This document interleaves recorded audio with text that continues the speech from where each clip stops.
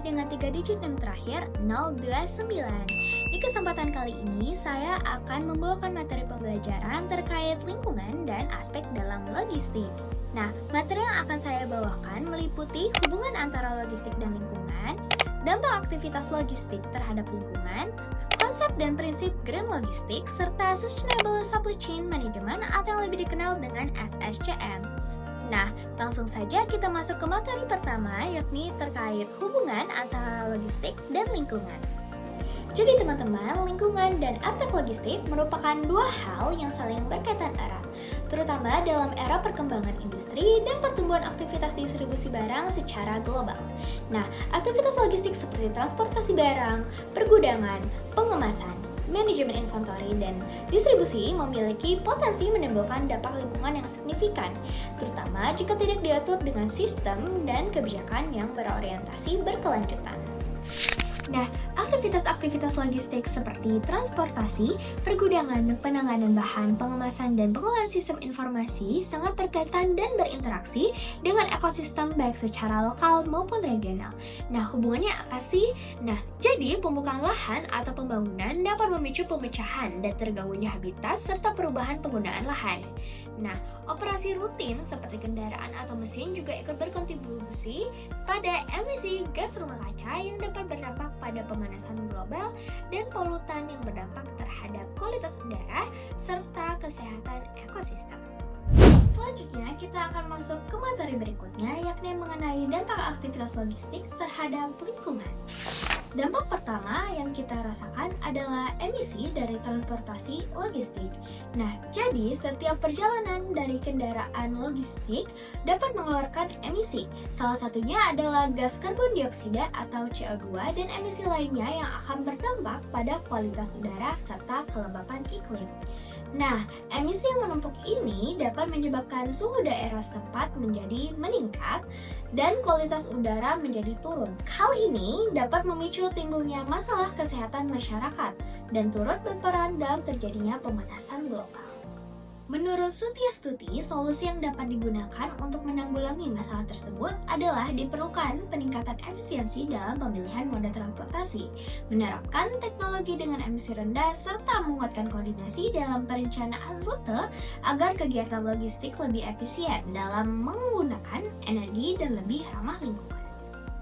Dampak yang kedua adalah konsumsi energi berlebih pada fasilitas dan pergudangan.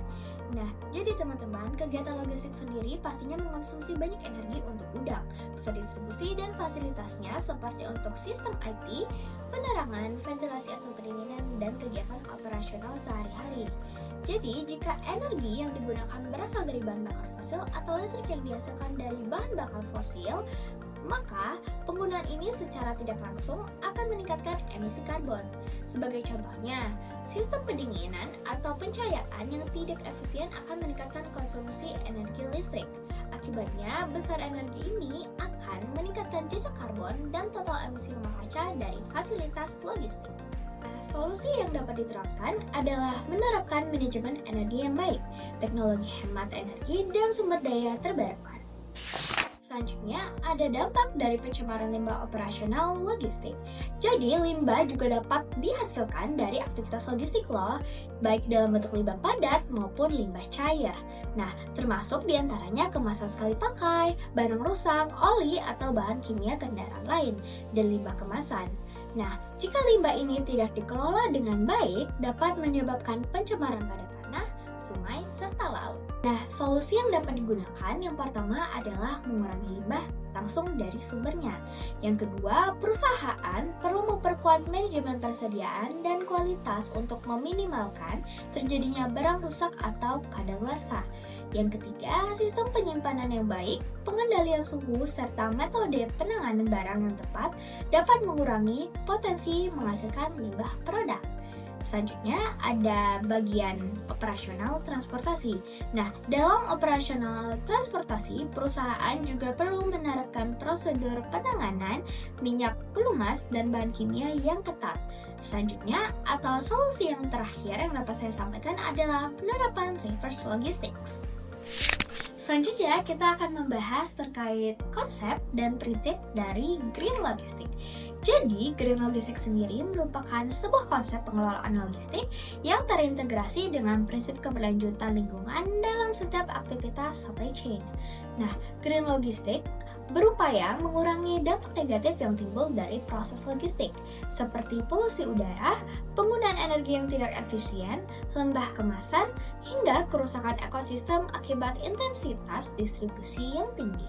Konsep ini tidak hanya fokus pada transportasi barang saja, tetapi juga menyangkut aktivitas pergudangan, packaging, inventory management, pengelolaan reverse logistic, hingga desain sistem distribusi yang sustainable secara jangka panjang. Nah, menurut Shibi dan Eglese, pada dasarnya Green Logistics adalah upaya menciptakan rantai distribusi yang efektif sekaligus tidak merusak lingkungan. Selain itu, Green Logistics juga berperan strategis dalam meningkatkan reputasi perusahaan, meningkatkan kepercayaan konsumen, dan memperbesar nilai kompetitif perusahaan dalam persaingan global. Saat ini, konsumen telah mulai mempertimbangkan aspek lingkungan sebagai standar kualitas layanan ataupun produk, sehingga perusahaan mulai terdorong menerapkan sistem logistik ramah lingkungan. Prioritas utama dalam prinsip Green Logistics sendiri adalah efisiensi energi. Kenapa demikian? Karena transportasi merupakan salah satu penyumbang emisi karbon terbesar di dunia. Nah, upaya yang dapat dicapai adalah dapat dilakukan melalui optimalisasi rute pengiriman, pengurangan biaya bahan bakar, perbaikan sistem manajemen armada, konsolidasi pengiriman, serta penggunaan moda transportasi yang lebih hemat energi.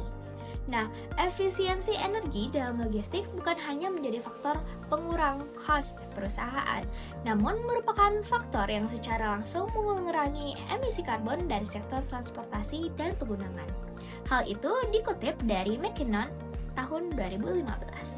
Nah, dengan demikian, efisiensi energi bukan hanya menurunkan penggunaan bahan bakar, tetapi juga menurunkan biaya operasional yang harus ditanggung oleh perusahaan.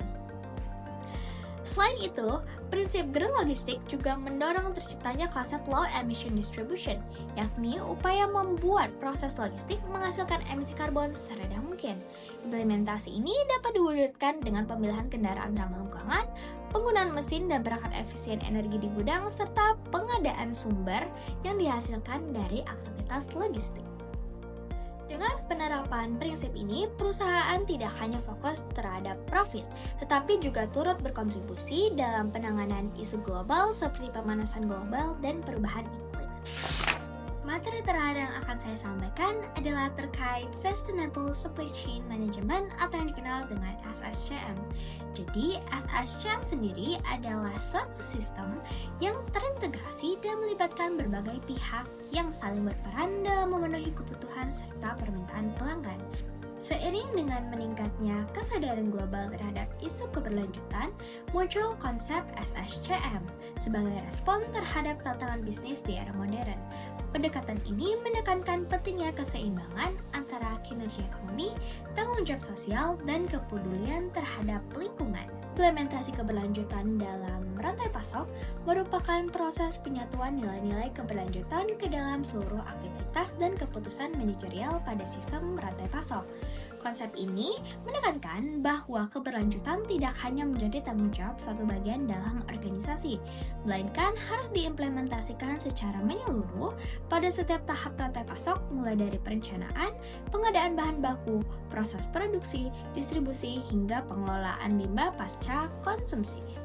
Nah, penerapan prinsip keberlanjutan dalam rantai pasok modern memungkinkan perusahaan untuk efisiensi operasional sekaligus meningkatkan nilai bagi pelanggan dari masyarakat. Hal tersebut dikutip dari buku yang ditulis oleh Chopra pada tahun 2007. Selanjutnya, saya akan memberikan contoh terkait salah satu perusahaan yang menerapkan SSCM dalam perusahaannya. Ini adalah perusahaan Toyota. Perusahaan ini menerapkan konsep Design for Reverse Logistics, yaitu sistem di mana pengelolaan komponen kendaraan yang sudah tidak terpakai agar bisa digunakan kembali. Melalui program daur ulang seperti remanufacturing mesin dan komponen kendaraan lain, Toyota berhasil mengurangi kebutuhan bahan baku baru dan menekan dampak negatif terhadap lingkungan. Dikutip dari Al-Hidayatullah tahun 2025, komponen kendaraan mereka juga dirancang agar mudah dibongkar dan diproses ulang, sehingga umur produk menjadi lebih panjang dan mendukung tujuan keberlanjutan perusahaan. Nah, keberhasilan dari penerapan SSCM bergantung pada kemampuan perusahaan dalam memantau dan mengukur kinerja keberlanjutan dengan indikator yang jelas, seperti efisiensi energi, pengurangan emisi gas rumah kaca, serta kontribusi sosial terhadap masyarakat. Hal tersebut dikutip dari Chopra pada tahun 2007. Sekian materi yang dapat saya sampaikan mengenai lingkungan dan aspek dalam logistik. Saya berharap materi yang saya sampaikan pada hari ini dapat bermanfaat bagi siapapun yang menonton video ini. Lebih kurangnya saya memohon maaf dengan sangat. Terima kasih telah menyaksikan dan sampai jumpa.